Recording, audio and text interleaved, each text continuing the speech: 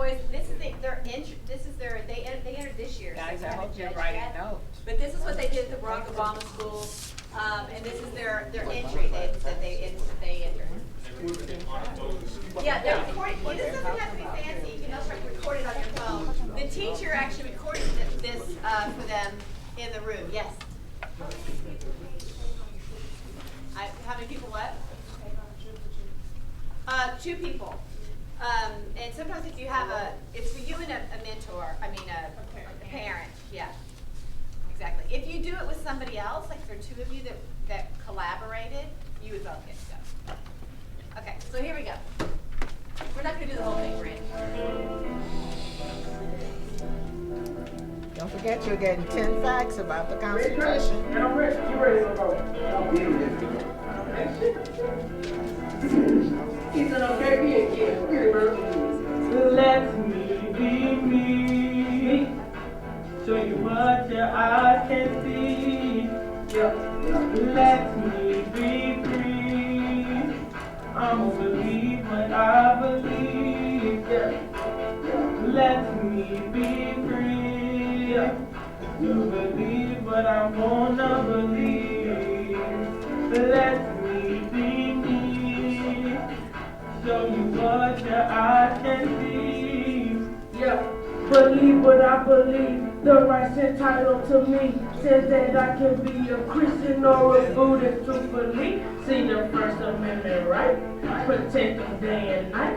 The freedom of religion, but I'm scared to be so tight about by the Constitution. If you don't, man, you trippin'. The First Amendment rights, right? The first one is religion, and the next one is assembly. If you believe in this one, and man, I like to listen.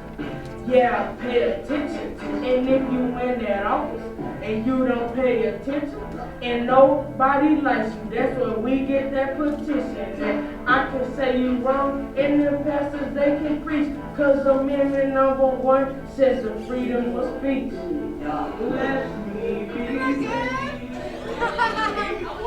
We just love that. Okay. So do you want to see a public service announcement? Yes, ma'am. Weren't they good though? Yes, ma'am. Well, I don't know what they named. I think it's Let Me Be Free. Let me be free. Okay. But we're going to talk to you about all these things today about. Oh, I'm sorry. I'll stand up right now. Oh, it's Freeze there. We're going to talk to you today about petition. We're going to talk to you today about the petition, how you can petition your government and all. They got it all. Like they really paid attention and they incorporated everything.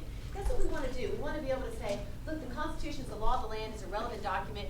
We really, really need it. It's what keeps us free, and we want to get it out to the culture in a really hip and cool way. And that's what kids like you are doing, and we know you can do it too. So I want to show you PSA for those, and then we're going to start our Constitution. This is Laura Lee Hicks.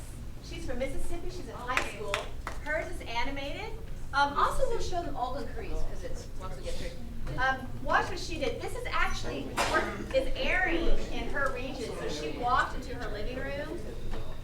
She walked into her living room and she said, "Mom, it's on TV." So it's actually airing.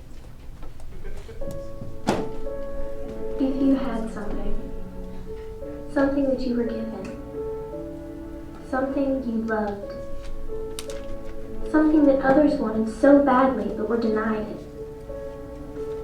something that you used and relied on every single day.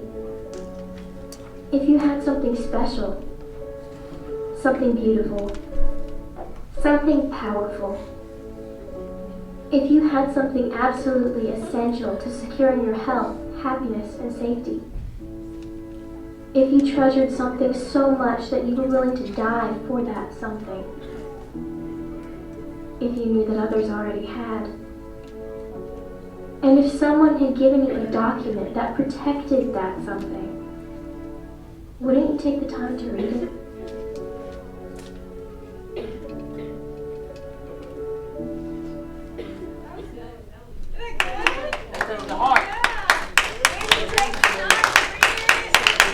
Okay, I'll show you one more, and then we're gonna get to work. Okay, this is these gals did this this in 2010, our first year, and they just did it with a camera in front of their house before school.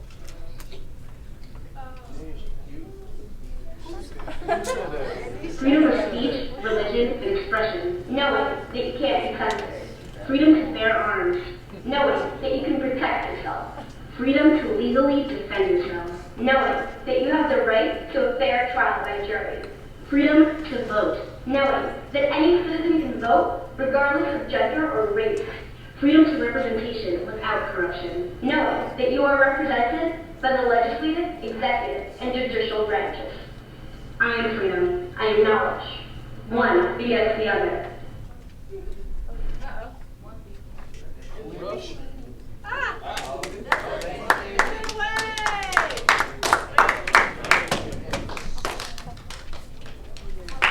Freedom of speech, religion, and expression, knowing that you can't have a right as every other citizen in this nation. I can vote, I can work, and I can speak my mind. As a Jewish Ukrainian immigrant, I am living the American dream.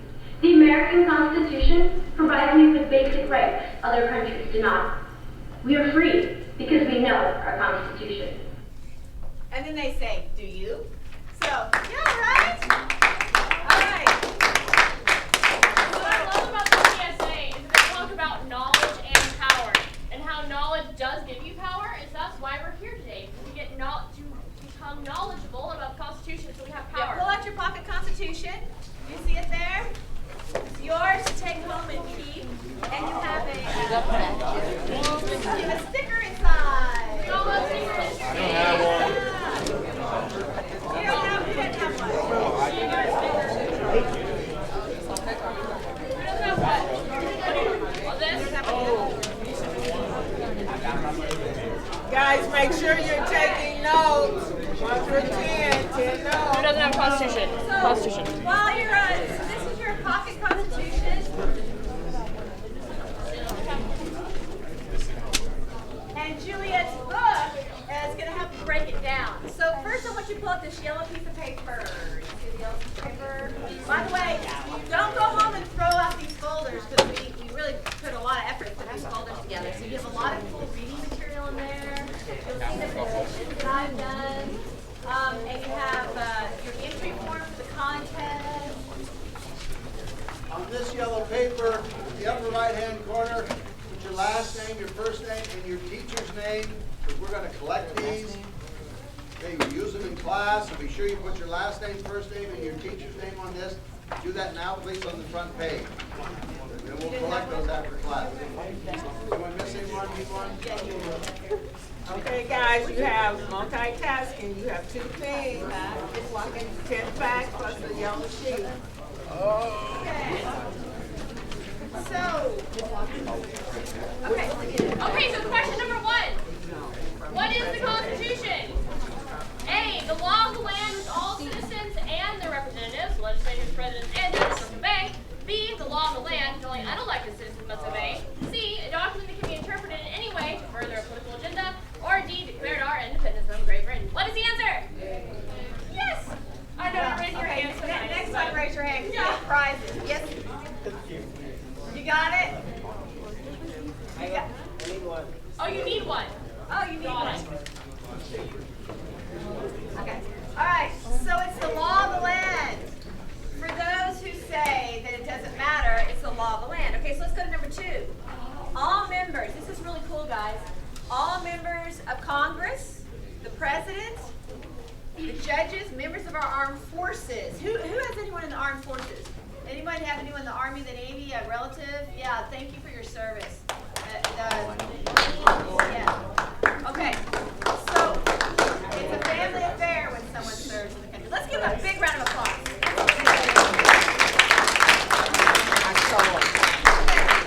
So here's something that's a great piece of trivia. You can go home. I didn't even realize this when I first started the foundation. Everyone, they must swear to protect what? A, the people, B, the Constitution, C, themselves, or D, the Declaration of And a Independence. surprise question. Right here. B, Yes! But you already have a prize. Oh, you already have a prize? What was your first prize? Here, I know, you can get some really cute gift cards for our best artwork with us. There you go.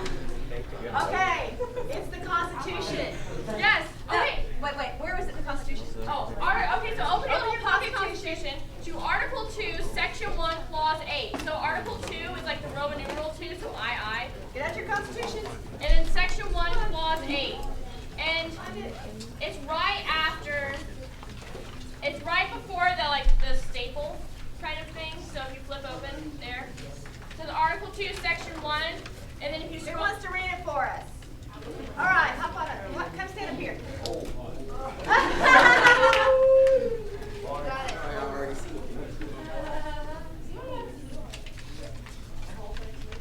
Just the Boswell. Starting at before he enters. And where I'm ending it, right there. I think.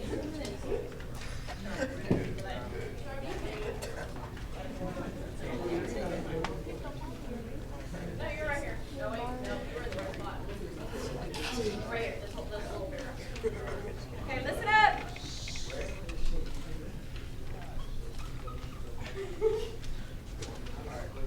Before he enter on the execution of his office, he shall take the following oath or affirmation. I do solemnly swear or affirm that I will faithfully execute the office of President of the United States and will, to the best of my ability, preserve, protect, and defend the Constitution of the United States.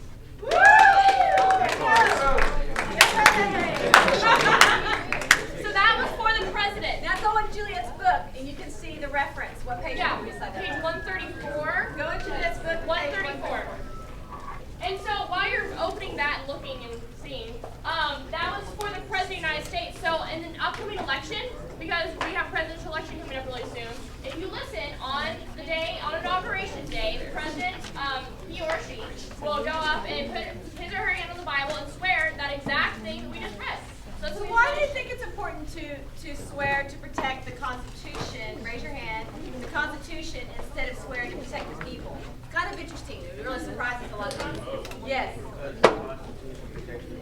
Yeah, you're smart. Because the Constitution protects the people. Are y'all with me here? Okay. So in China, which we all know is, say, a communist country, they may swear to protect the people. But if they don't give the people rights, then they're just swearing to protect the people however they want to rule the people. See, it's very important to protect the Constitution because the Constitution protects us and gives us all of our rights. It's really fascinating, I think. Yeah, I think it's all really cool. Okay, number 3. Question number 3. This is really important. According to the Declaration of Independence, Raise your hand. we are born with an alien. Are we born with unalienable rights, or do they come from government? A or B? A. Oh wait. Yeah, A. Yay! So we're born with them. And now another question: why is that important? Why is it important that we know that the government doesn't give us our rights? Why is that important? Y'all are Exactly. so smart. This is great. You already have one. Okay. So that's exactly, your name's River, right? So, Rivers, what Rivers just said is really true. If the government can give us our rights, and the government can take them away. And that's what's so beautiful about our Constitution, is that it lists our inalienable rights. And we're getting, Well, well, also in the Declaration of Independence, Yes. is where it declares that we have these rights that we're born with. We're born with these rights, which we're going to get to what they are in a minute.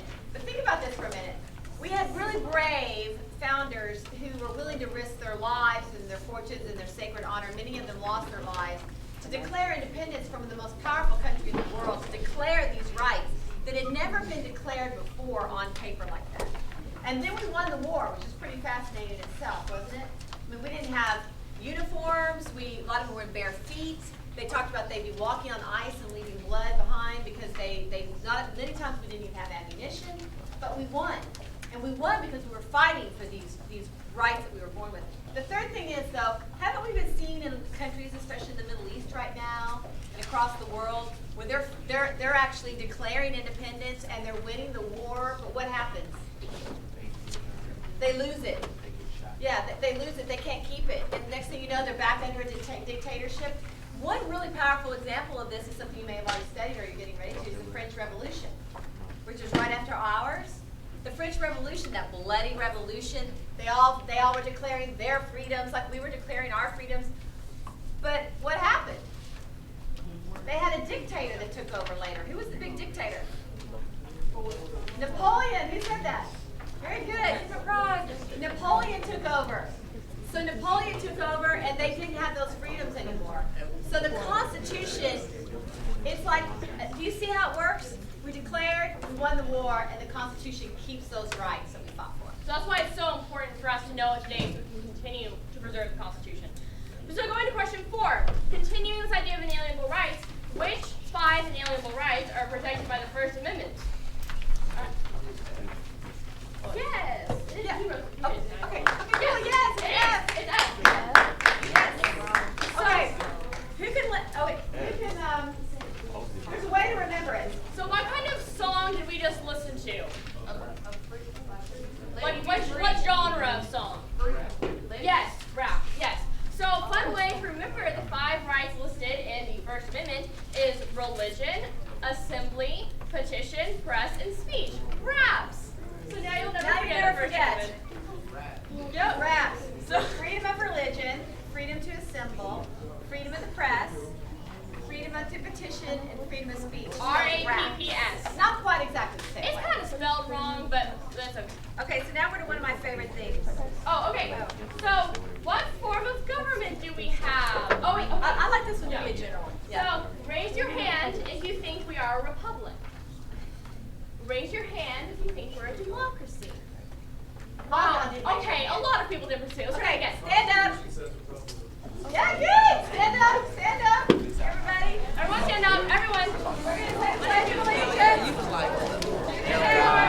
I pledge allegiance to the flag of the United States of America and to the republic for which it stands, one nation, under God, indivisible, and liberty and justice for all.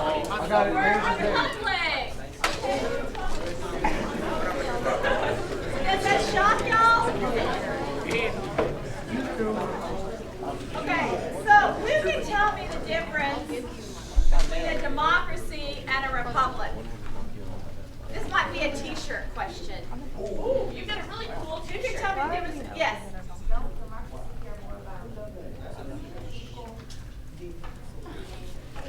Oh, we can win that shirt. Go ahead, I can't really hear you. Go ahead. I said, because Democratic, they do more for the people. You're on the right track. Hey, I got you. I got you. Right. You didn't say that. I said, bro, I think she get, well, how many, oh, said wait, it first. We should do a grand prize. We should do a grand Okay, prize. okay. You will get a What prize. else? I will give you a What prize. else? Y'all have your hands up? We'll have another one. he had his hand up. Yes? She already took the shirt out of my hand. Oh, no, that's a good kid for the show. Yeah. Yep. But you still Here, need to we'll answer do the a question stadium for style. us. Ready? What was your answer I going to want be? the shirt too, though. What was your answer going to be? What were you going to say? Hang on, guys. I can't hear. know the question. I was going to say a Democratic Republic. Yeah, a lot of people think we are a democratic republic, but we are more of a constitutional republic.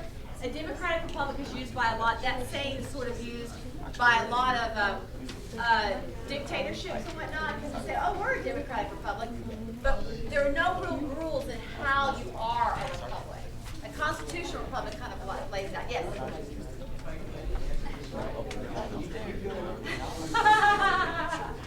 All right, but yes, go up here. Okay, come here. He's You better be right now. A republic doesn't have a king or a queen. In a democracy, the people vote. Yeah.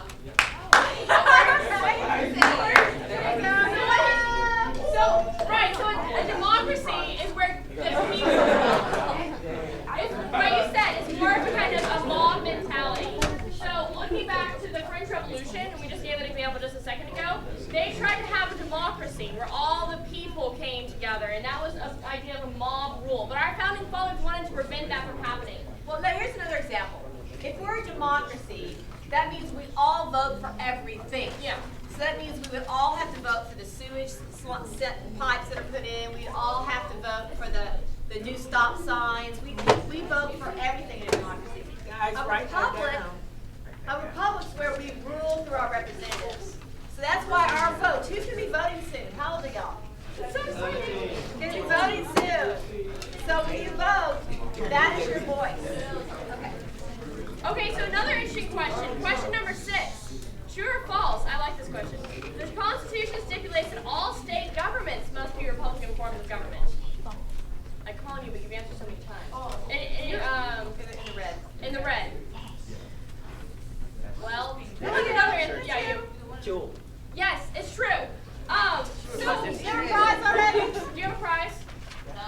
Do you have a prize? Oh, okay. You got all queens. Okay, so the example my mom and I like to give is, okay, well, first off, what would be the point of having a republic and like a federal government if every state was different? Like, it wouldn't make sense if California was a, I don't know, a theocracy and Texas was an oligarchy. That wouldn't make sense. And then if the federal government was a republic. So in our Constitution, it actually stipulates, and I'm moving and speaking at the same time. The Constitution actually stipulates that every state government has to be a republic. And the mom and Y'all get that, Hilliston? Yes. Okay, so like Wyoming could be a communist country, a state, and Nebraska could be a socialist state. And we all have to have the same fluidity, which is why our state government, you know, we have governors and we have a Senate, we have a House of Representatives, and we're stipulated the same republic. As a matter of fact, the Massachusetts state constitution was written before our constitution. Did you know every state has a constitution? Fun fact. Yep, so we have our own state constitution. Okay, this is my favorite, one of my favorites. It's the Constitution. This is a trick question. Juliet made a trick question. So y'all think about this really long and hard. Is the Constitution for Republicans or Democrats? Is A, Republicans, B, Democrats, C, both, or D, neither? Trick question. Yes. That's what I say, and I think you get a prize. No, that's not the right answer, though. What'd you say? He said both. What'd you say? What she said. Did you say C? C. Yeah, for both. You get a prize because I think that, but there's, Okay. Yeah. Okay, so I say it's D because if you think about it, the Constitution is outside political party, right? The Constitution is not for Republicans. It's not for Democrats. If you're a libertarian or a progressive or just not political at all, the Constitution still applies to you. So in that regard, and I it's agree with neither. her. I agree with her. But then again, but I mean, the knee-jerk reaction to think we're really a party of Democrats and Republicans, and the point is that the Constitution is for both. But when you think it a little bit more, the Constitution is really for everybody. And interestingly, when the Constitution was ratified, there were no political parties at the time. So if you think of it that way, the answer would be no. And George Washington, in his farewell address, after his second term, he didn't, by the way, it's kind of a trivial piece of cool trivia, he did not recite his farewell address. He wrote it and it was printed in the newspaper. But he said something that I think is really is important for us to think about for a minute. It's on the back of this t-shirt. He said that he felt that the party system, right now, of course, you know, we're Republicans and we're Democrats. He said that back then it was the Whigs or the Federalists and the Democratic Republicans. He said that the party system would be the ruin of America. Can anybody tell me why the party system would be the ruin of America? Yes. Because they're separating and going against each other rather than conjoining. Couldn't quite hear that. No, because they're separating against each other rather than conjoining as one. Yes. Exactly. You get a prize. I'm coming up here. We're no longer working together. Have y'all heard about how there's such a fight between Democrats and Republicans that sometimes people are forgetting that we need to think about what's great for our country, what's great for America? So it's really thought-provoking. I like to give the example, if we have a tornado and a lot of people are hurt, do we only go help, like, well, I'm only going to help Democrats if they're Democrats, I'm only going to help Republicans if they're Republicans? No, we think we're Americans, we're human beings, we're going to go help each other because we all care about one another. So it's important to think about that we are all Americans first. Now, James Madison said, listen to this statement, liberty is to faction what air is to fire. It makes people. Yeah, exactly. You already asked first, right? Yeah. Exactly. Y'all are so smart. So what that means is James Madison believed we needed a little bit of faction party system. Because otherwise, if you don't have the Democrats or Republicans or whatever they were back then, the Democratic Republicans and the Federalists, if you don't have a debate, then you just have one person's thought, and that's more like a king or a dictator. That's tyranny. So there are 2 points of view, and I think that really what we need to find is the balance in that. One is we can't be so ardently Democrat and Republican that we forget to have a conversation with one another. I mean, today it seems like it's really hard just to talk to somebody if they're a Democrat, just even talk to a Republican. We need to remember we need to respect each other's point of view and to actually have a conversation. So we need to have that, but then also we need to have our opinions and our passions as well. So it really is a fine balance, and it's very thought-provoking. Okay, so the next question, question number 8. Is it more important to vote in presidential elections or midterm elections? So a little bit of background on this, hold on, before we answer. A lot of people think, You're giving it away. okay, so let's hear an answer first. Or both, did I say that? So, did you have your hand up? Just like, you had your hand up. But, What, did you answer one yet? Go ahead, yeah. What were you saying? Well, yes and no. We're kind of going on that track, but the correct answer is C, both. Because, well, here. So, I can see where you're thinking about. I can see where you're coming from. And it's actually true as well. Because a lot of people think that the president is the most important person in our government. And,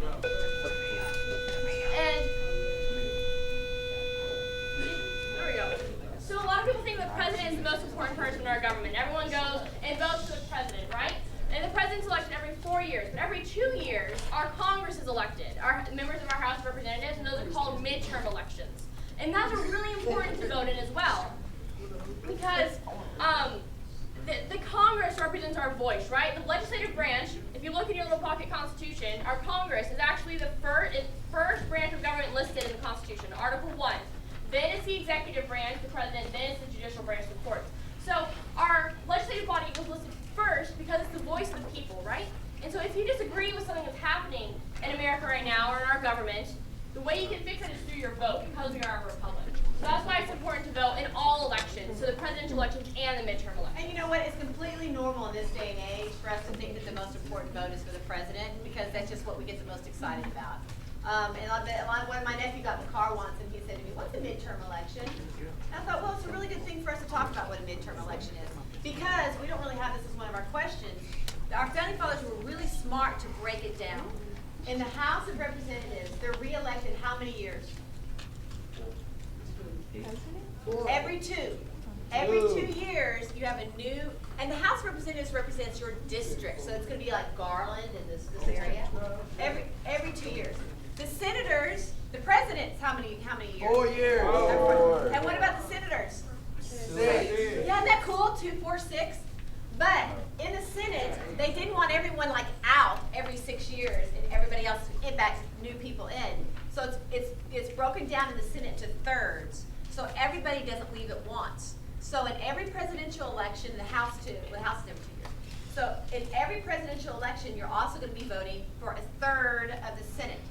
And then in every midterm election, you're going to be voting for more of the House and some of the other senators. So like every 2 years, if you're in, I don't know, this upcoming election, you'll vote for one senator and your House representatives. And the next election, you'll vote for your, right, you'll vote for your other senator and your House representatives again. So it's kind of confusing, but in my book, I explain like a pie, like a third of the pie is elected every 6 years, every 2 years. So kind of confusing, but. Okay, so really, really important to vote in all the elections. Okay, what are we? Okay, this is one of my favorite things. So I have a radio show, and I was on somebody else's radio show, and I was talking about the Constitution of America, and the contest, and all the things that we do. And I was talking about the Constitution. I said, so I'm here to talk about the Constitution. And you know what he said to me? I don't like it. So I was like, well, now there's this movie called Amadeus. Have you got Mozart? Have you seen that movie about Mozart? Amadeus? Who's out? You probably weren't born yet. But it was really, really good. It's a good movie though. And the faction with the king didn't like Mozart because they were really jealous of him. You know, and so after the opera, Mozart walked up and said to the king, "What do you think? What do you think?" And the king actually liked Mozart, but he was afraid to say it because the faction didn't want him to like Mozart. So the king stood there, and Mozart's like sweating because he just did his big opera. And the king said, too many notes. And so the Mozart looked at him and said, "Which notes?" So why don't you tell me which notes you want to have me take out? Which of course dumbfounded the king because he didn't know which notes. So I used that philosophy on the radio when he said to me he didn't like the Constitution. What did I say to him? Yeah, exactly. Which part? So which part do you not like? Do you think he had anything to say to me? No. Why? All of it. Yes, he hadn't read it. So you may run into a lot of people that say, "Oh, I don't like the Constitution." Then ask them respectfully, "Well, which part?" Now, if they come back to you and say, "Well, I don't like say that the senators don't have term limits. What can you tell them then? Question number 10. You can look at question number 10. Question number 10. That's right. You can amend the Constitution. So this is where I want to talk to y'all. Oh, okay. I want to talk to y'all about how you can be empowered. Now, a republic means we rule through our representatives. So if there's something you don't like about the country, I want y'all to listen real carefully. If there's something you don't like about the country, if you didn't vote, don't know that you get to complain. Voting is really, really important. Voting is your voice. The second thing that's really important that you can do is you can petition. A petition, sometimes people think that's like for olden day, like an old piece of parchment that's plastered on a church wall. But you can do modern day things with petitions. And I think you have one in your folder. Do you see it, My Truth Act? Do you see that there? Like this? Pull that out. I wrote this, and this is maybe the essay. We're going to work with Mr. Cherry about this, but your essay that you can write for Constitute America is going to be something that you don't like about the government, and how you can actually start a petition to change it. Most amendments start with a petition. So you can vote, but you can also express your voice through a petition. And this, mine was the Truth Act, and Brandon, go to gopetition.com because and so when you write your petition about something that you don't like about the government, you can put it up at gopetition.com. And then you can share that with your friends through social media. I put this up, this is about the Iranian deal because I felt it should be ratified according to the Constitution. But you could put it up, I got like, it reached 6,000 people signed it, 25,000 people shared it, and it had a reach of 1 million people. You said a retweet of 1 million people? Yeah, yeah. So, yes. Well, you know, that's a really, really good question. She asked, how many people do you need? Now, I believe in order for the president to look at it, you have to have 100,000 signatures. Okay? And that sounds like a lot, but it can be done.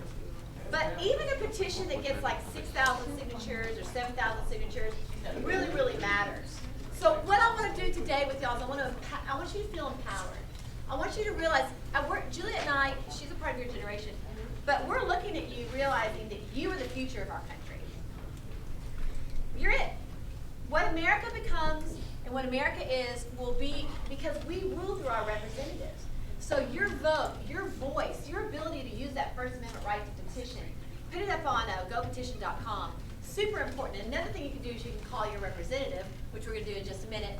But tell them about what happened at the University of Texas. Sure. A lot of times, you know, people like us, or kids our age, think that we can't do anything to change our government because we can't even vote yet. Most of us in the room, kids, adults, we can't vote yet. So it's kind of like, oh well, eventually we'll have a say in our government. However, that's not the case. You can start writing a petition now, and it's kind of like, oh my gosh, so many signatures. I only have so many Facebook friends or Twitter friends or whatever. But actually, if you look at question number 18, you can have an assembly too. You can start a rally. You've seen those, right? So go to question 18 really quickly. I'm going to talk about this. So the 27th Amendment, the most recent amendment to our Constitution, was actually started. The movement for the amendment was actually started by an individual not that much older than you and me. His name was Gregory Watson, and he was 20 years old, and he was at the University of Texas at Austin, UT, right? Yeah, exactly. So he actually wrote a paper at UT about the 27th Amendment, which is saying that congressmen and women can't raise their own pay and have it go into effect while they're still in Congress. So that's not really important, just by the way. And he wrote that paper, and he received a C+ on it, and that made him really mad. So then he sent his paper to his friends and said, do you agree with this? Do you think I'm on the right page here? And they're like, yeah, I agree with this. Congressmen and women should be able to do this. And then he sent it to some other professors, and they're like, yeah, we agree with this too. So eventually he called his representative and said, a lot of people agree with this. A lot of people agree with this. But what happened next was really interesting. His congressman actually brought it to the floor, and it became an amendment to the Constitution. So because he made this petition, at 20 years of age, the 27th Amendment was passed in our Constitution. So that's kind of inspiring, right? Y'all can do too. Now there are 2 ways to amend the Constitution. Yes, Mr. Cherry? No, that amendment was proposed in the first Bill of Rights. Okay. Yeah, it's really cool. Continue. there were 12 Bill of Rights proposed. They accepted 10. That one there became amendment about 200 years later. It took that long to get it through Congress and through the legislature, but it eventually got there because of that student at UT. And I think that's so cool. I'm such a historical nerd. I think it's so fun. It was actually an amendment that took the longest to get ratified because it was originally part of the Bill of Rights. So if you look at question 19, it goes right along with that. Which founding father originally proposed the amendment mentioned in question, should say 18? Yeah. Who? Yes, James Madison. So James Madison was the founding father who originally proposed the 27th Amendment as No, we originally took Bill of our Rights. winners to Washington, D.C., and we went to the National Archives, and we saw the document of the Bill of Rights. The Bill of Rights, this is one of your questions, are the first 10 amendments to the Constitution. Right. And the Bill of Rights, there was a piece of paper, and you can see the 12.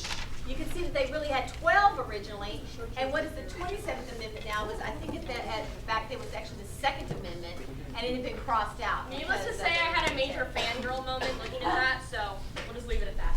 Okay, so now. Question number 11. How do you amend the Constitution? It's kind of confusing. Well, okay, can anyone tell us how we amend the Constitution? It's really tricky, actually. Yeah. Okay.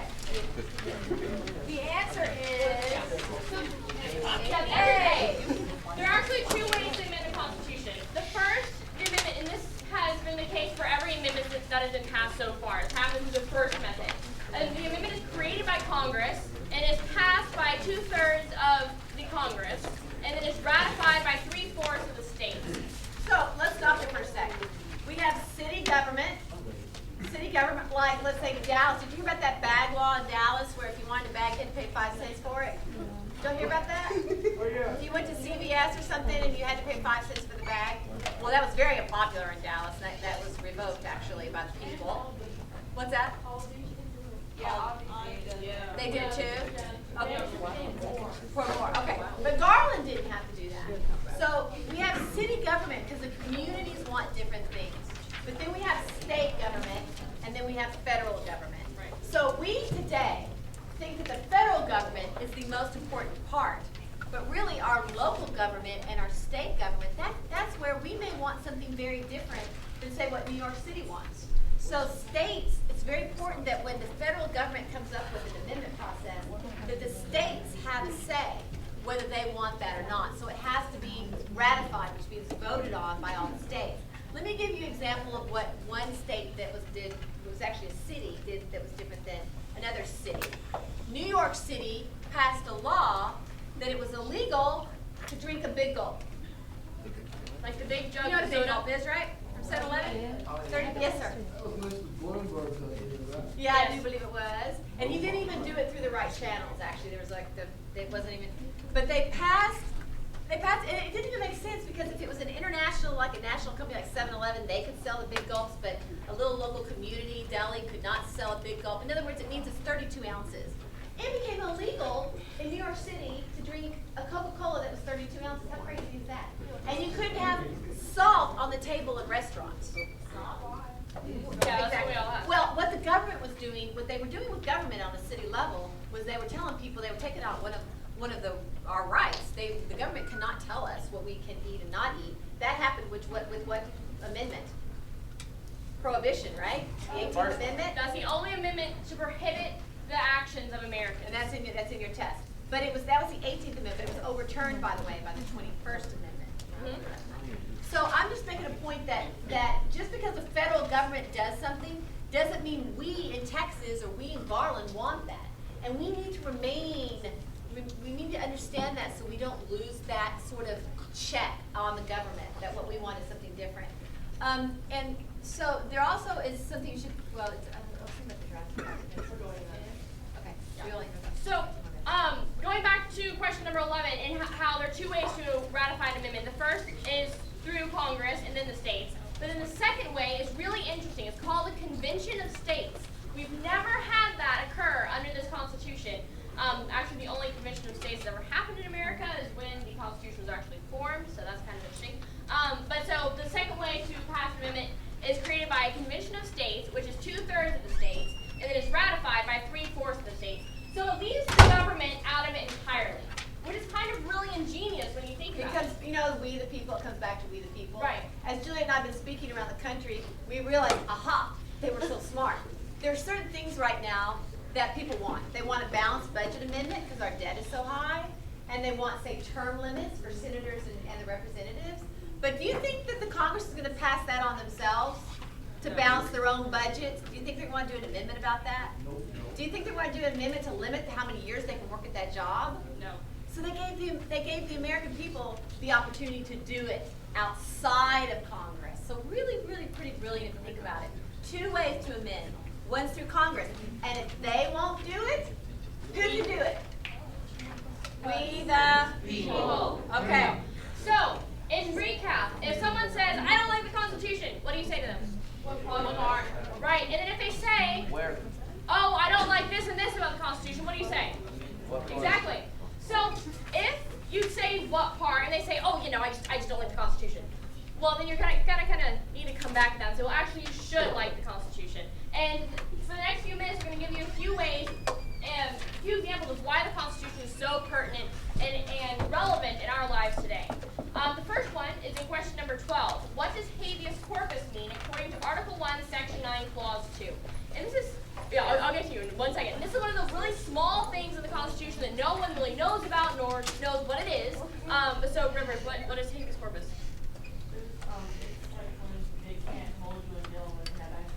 Exactly. So it's C. That's so good. Legal justification. Yeah. Legal justification must be given in order to hold someone in jail. So if someone says, oh, I don't like the Constitution, you say, well, you don't like habeas corpus? Now listen, this is happening in other countries across the world that are not republics or things of that nature where they have dictators or kings.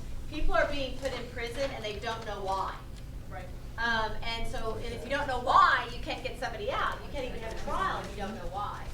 So this was a tactic of kings in the olden days, and it's very important. It's still happening today in other countries. So this is one of the things we take for granted, that if one of us were to be put in jail, someone would have to come and give us legal justification of why we're in jail. And that's the Constitution. That's something we hold near and dear to our hearts. Yes? Abraham Lincoln did it to no other citizens in the Civil War.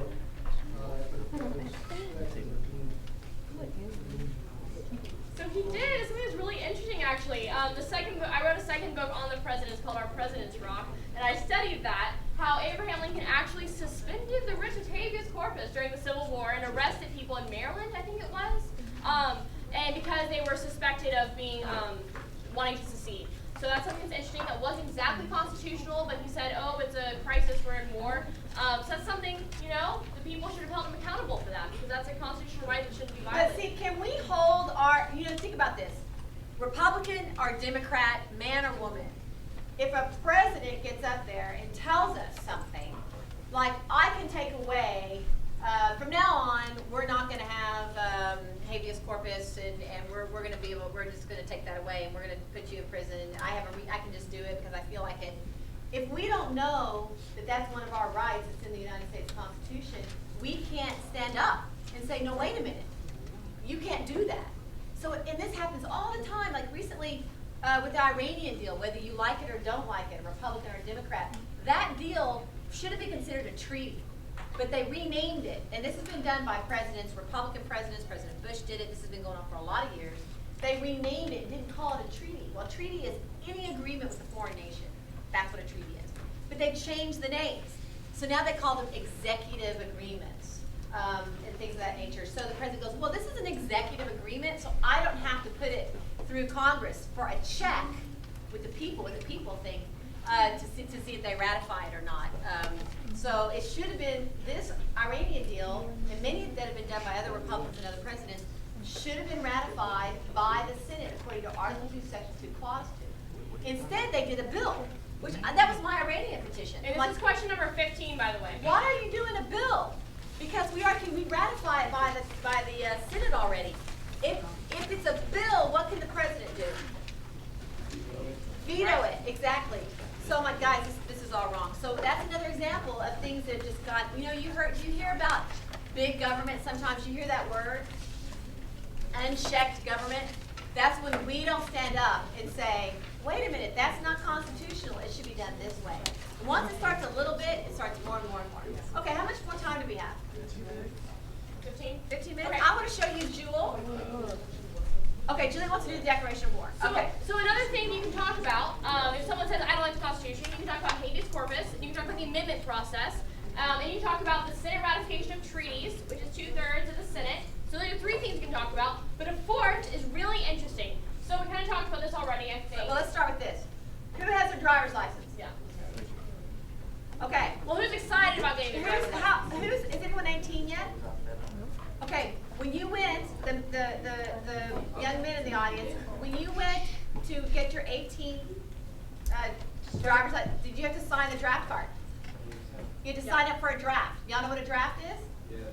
That means if the president calls a war, which shouldn't happen, it should go through the Congress, okay? But if war is declared, they can draft you into war. It may happen to women someday soon too. Okay, so this is really, really important. They have in our Constitution that only Congress can declare war, not the president. Right. This is question number 13. Which branch of government declares war and also funds the war?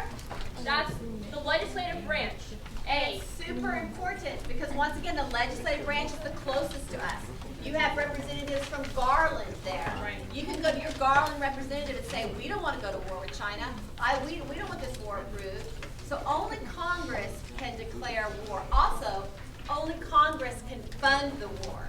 That takes it out of the power of the president to just blatantly declare war. And if you're a young man and you've gone to get your 18 and you're getting your new 18-year driver's license and you have to sign the draft card, kind of makes you think about this check and balance, why it's so important that a president can't declare war.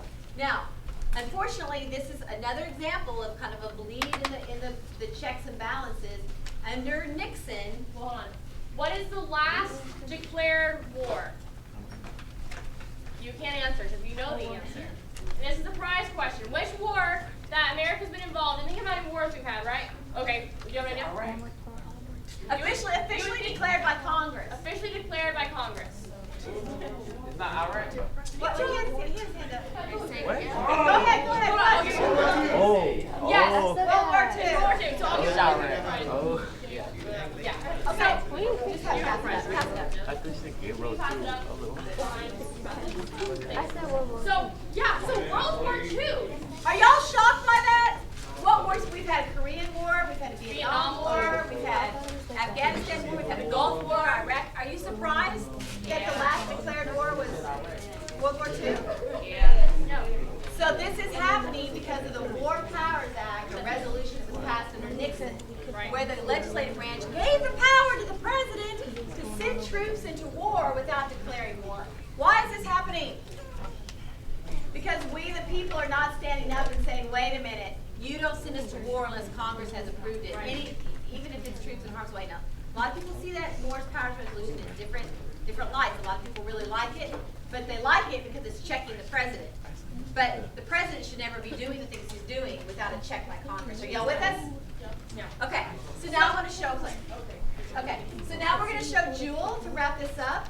Jewel won Best Essay for us in college. And No, so, best speech. Best speech. what'd I say? You said I think. Well, yeah, what's it called? Once it gets to college, it becomes a speech. That's right. What's done? He went to Hollywood. Meet Gary Sinise from Forrest Gump. My name is Jewel Gilbert. I'm 20 years old from Easton, Pennsylvania, and I won Best College Speech. Well, I was inspired to enter the contest because, number one, I'm a college student, so any little bit of extra money goes a long way. But the premise of the organization and the contest, Constituting America, getting back to our foundation and what makes this country is something that's dear to my heart because I'm patriotic and my family instilled that in me. I love Northern exposure, so when it was Constituting America, Janine Turner, and the topic was, why has our Constitution succeeded as others have failed? Those two things together, I was going to enter, of course. I've been singing since forever, I guess. There's been 5 of us all together with my one little brother and 3 older sisters. We used to go into New York and we would do the audition process there, being on screen acting in print, and doing some soap operas, things like that. But then when we got a little bit older, we realized that we really loved to sing and dance. So we started doing concerts. But in 2005, we all had taken interest in all those people around us who we saw were coming home from the war or being deployed to the Middle East at that time. And we saw families that were just struggling, that didn't feel the support that we felt like our troops should be feeling. So we started to perform concerts to show our appreciation for what the military families were sacrificing for us. And we would donate the money to the families of active service military. And that turned into what now I hope will be my career. And 10 years later, Sing for America, as we call ourselves now, and we do theater, and we offer classes, and we do a lot of things like that, all to instill patriotism into our community and to show our appreciation for those troops. Unlike other governments, it is not a proclamation on how the people are to be governed. Instead, it is an outline of the consent of those who are governed to be so. Our system of a republic with a three-branch system of checks and balances is incredible. The powers are separated and the people protected as much as possible from the powers of other interests. You know Gary Sinise, Lieutenant Dan from Forrest Gump?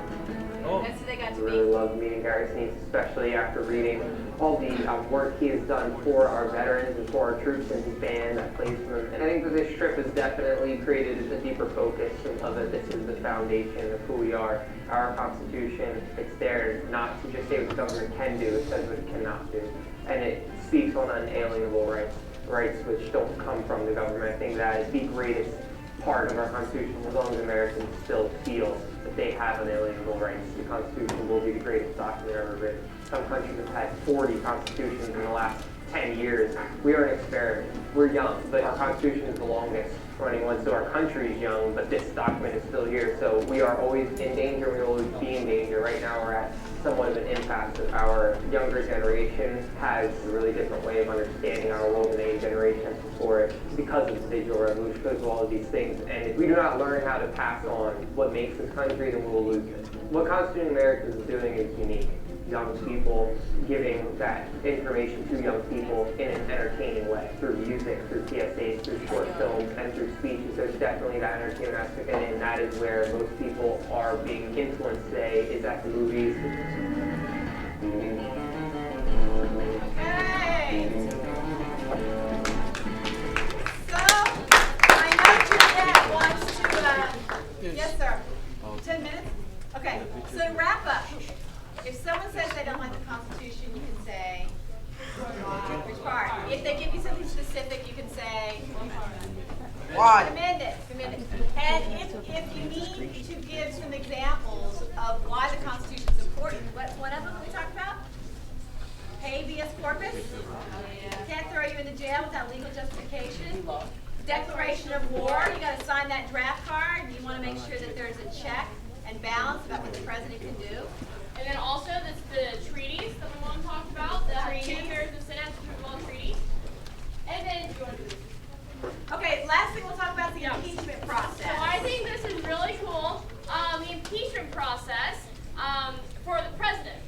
All branches of government are actually involved in the impeachment process. This is question number 16, right? And so, let's see here. So the answer is that the House of Representatives has to first vote on the measures of impeachment. So that means they have to say, we think the president did this wrong. Well, I just want to interject and say this is really, really cool. Yeah. The impeachment process is the example of the check and balance of all the different branches checking one another. Yeah. The House says the president did this wrong and this is why. Then that moves to the Senate, and the Senate holds the trial. So the Senate will end up voting on whether or not the president should be removed from office. And the interesting thing is, the Chief Justice of the Supreme Court of the United States oversees the trial. So that's how the third branch of government is brought into this process, right? So first, he has to be impeached in the House. Right. With 400, so he has to, they say he is impeachable. He's done something that's illegal, we're impeaching him. But that's not enough. They didn't want that just to happen. So then it has to be checked again, goes over to the Senate. The Senate has a trial. The Chief Justice of the Supreme Court is presiding over that trial. And then the trial, they have to convict him and say, yes, this is impeachable. And then we'll remove him from office. So there's a difference actually between just impeachment and removing a president from office. You have to be impeached in order to removed from office, but being impeached doesn't mean you're necessarily removed from office. So can anyone tell us which presidents have been impeached? Bill Clinton. I want someone who hasn't answered yet. And the back. Yes, right there. Bill Clinton. Yes, that's one. That's one of them. Prize. So there may or may not be another one. What is another president who could have been impeached? Anyone else who hasn't answered the question? Oh, wait. I'll come back to him. So he said Richard Nixon. I'm not going to give an answer on that yet. Do you have someone? Okay. Anyone else have a president who may or may not have been impeached?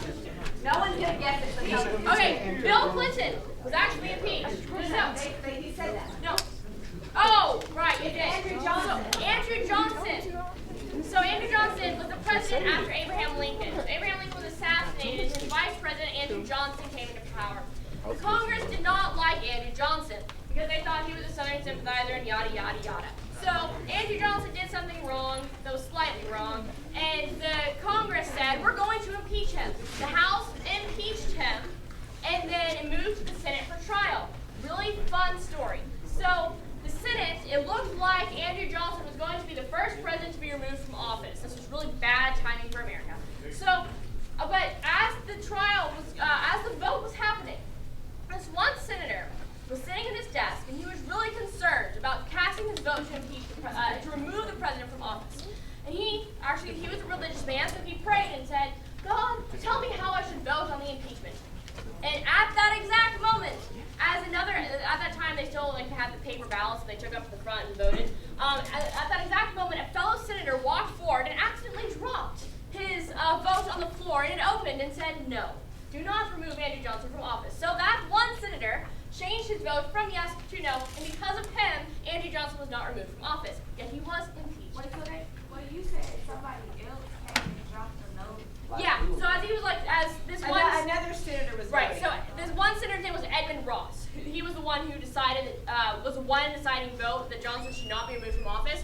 As Edmund Ross was sitting down, another senator went by him and accidentally to go vote because they all have to go to the front and drop their ballot into a box, right? He accidentally, not Edmund Ross, another senator, dropped his ballot on the floor and it opened up and Edmund Ross saw it.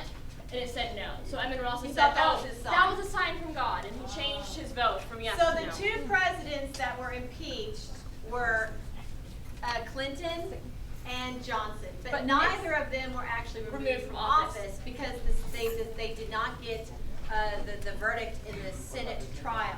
Right. Now, President Nixon, a lot of people think he was impeached, but actually what happened is there was a committee. You know, we go to committees before it goes to the actual House floor. And in committee, they were getting ready to do the resolution that he should be impeached, and Nixon resigned before he could be impeached. So Nixon was going to be impeached and most likely removed from office. Yet before any of that could take place, he resigned from office. Okay,